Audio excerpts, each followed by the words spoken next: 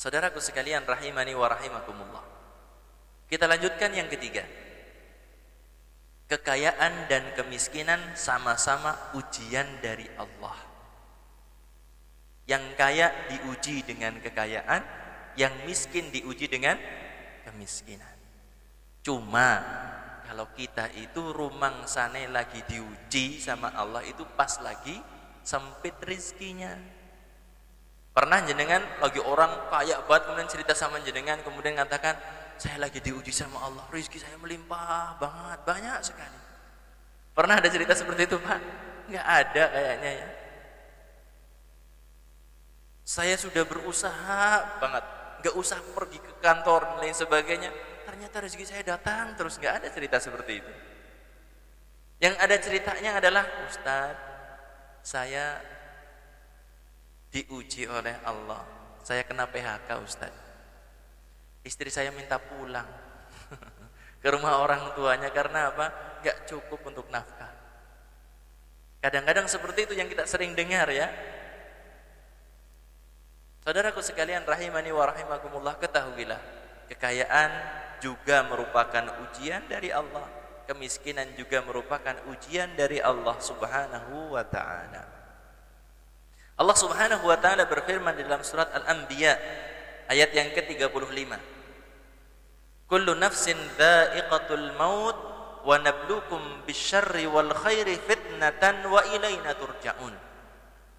Kullu nafsin dha'iqatul maut. Setiap yang bernyawa akan merasakan kematian.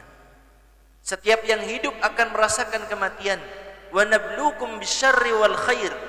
Kami akan uji kalian dengan kejelekan dan juga dengan kebaikan.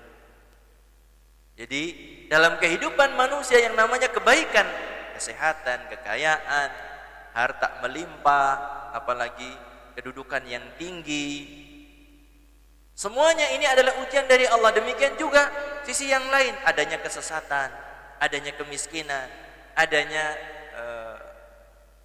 orang sakit dan lain sebagainya. Semuanya ini adalah ujian dari Allah.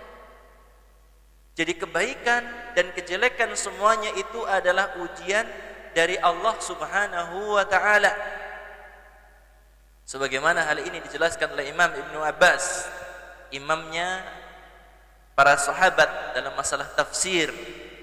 Beliau menyebutkan tentang masalah ini, Allah Ta'ala menguji manusia dengan kesulitan, kesenangan, kesehatan, sakit, kekayaan, kefakiran, halal dan haram, ketaatan dan maksiat, petunjuk dan kesesatan.